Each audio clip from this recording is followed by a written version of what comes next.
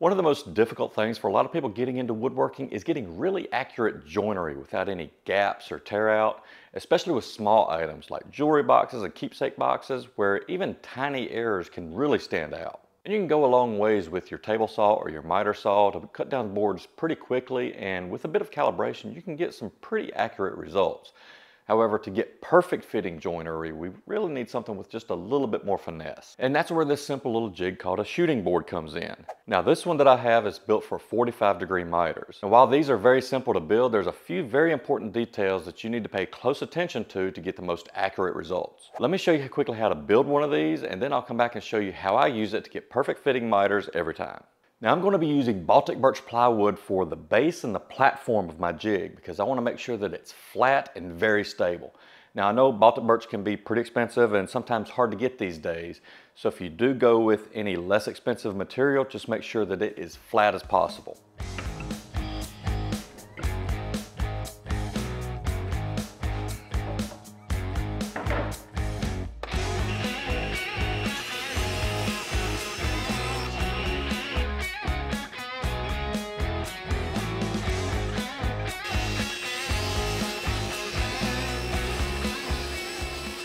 Now when you get your base parts cut out, it's very important that you actually check and verify everything is square. The easiest way to do that is measure diagonally from one corner to the other and then the other direction, and once both of these measurements are exactly the same, then all four of your corners are a perfect 90 degrees. Now the other parts we need, I'm making from some hardwood scraps. We need a fence that goes on the back, and we need a guide block. Now this needs to be made of some thick material. Either use one thick block like this here, or you can take 2 3/4 inch pieces and glue them together to give you the thickness we need. So now we're ready to glue the platform onto our base.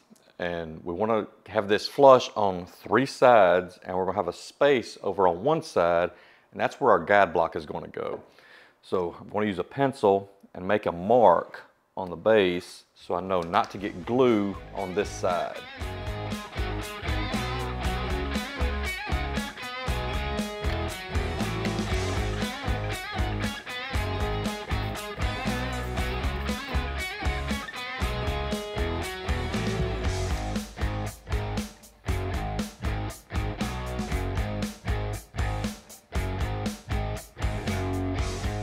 So now while the glue dries, I'm going to take our guide block and we're going to go over to the table saw and get it set up for the next step.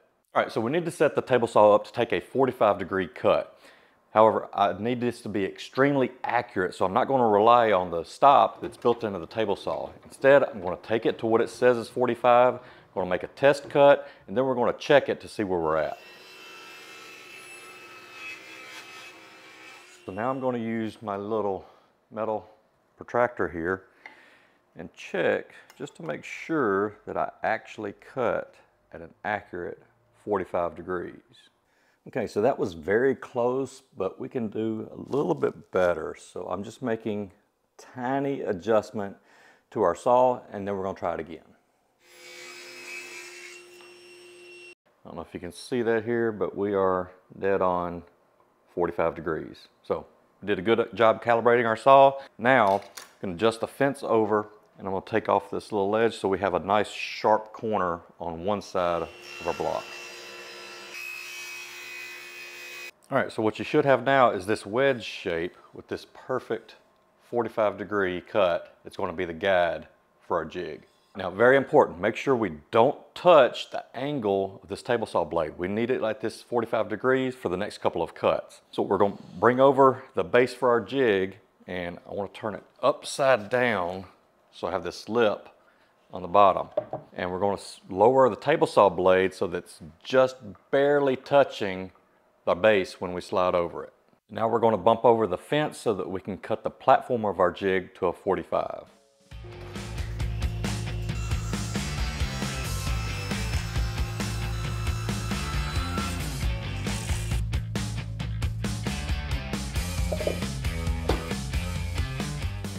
All right, so now I want to take our fence and put it in place and mark where that 45 goes. Then I'll just take our square and follow through all the way with that mark.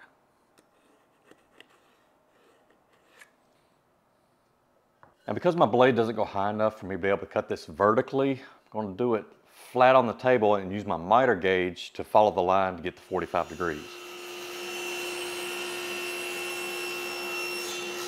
All right, now it's time to assemble our jig. And first thing I want to do is put this guide in place. And this is going to go right up against the platform here to give us this V right in the middle. So we just want to add some glue and put this in place.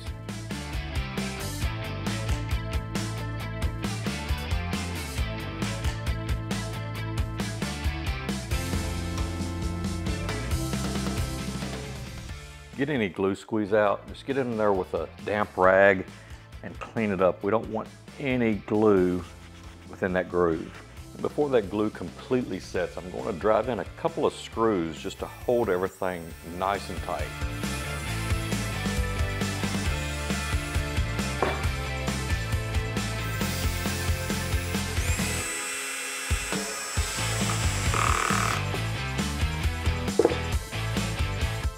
All right, with our guide in place, now we need to install the fence. Now, for most people, the guide is going to go on their right side and the fence will be on the opposite end from where they sit.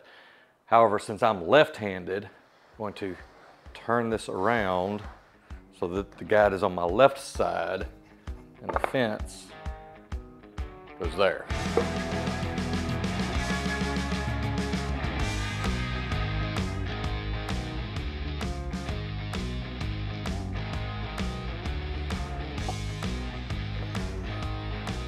I should have had these clamps in place before I applied the glue. Would have been a good idea. All right, so very important. You want to make sure that the fence is flush right here on the end. You don't want either one of these raised above the other. It needs to be perfectly flush. If you run your finger across there, you should be able to feel if one is higher than the other. And once you've got that in place, start tightening down your clamps. Be really careful with the glue squeeze out. If you have any, just come back and clean that up so it doesn't throw off anything when you're trying to use the jig. All right, now to keep this from sliding around all over the bench while you're trying to work on the jig, I'm going to add a bench hook on the back. It's just another piece. It's going to go on right down here, and it's going to catch on the end of the bench and hold it in place.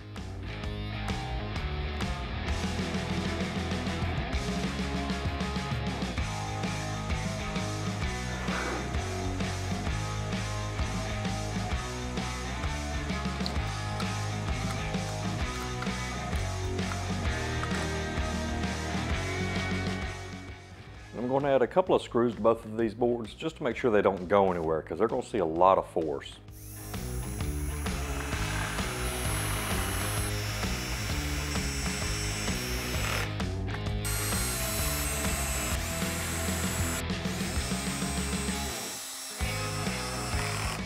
All right, so the glue's had a couple of hours to dry. Now I'm just going to take some of this paste wax and put this on the guide and inside this groove just so my plane slides nice and easy.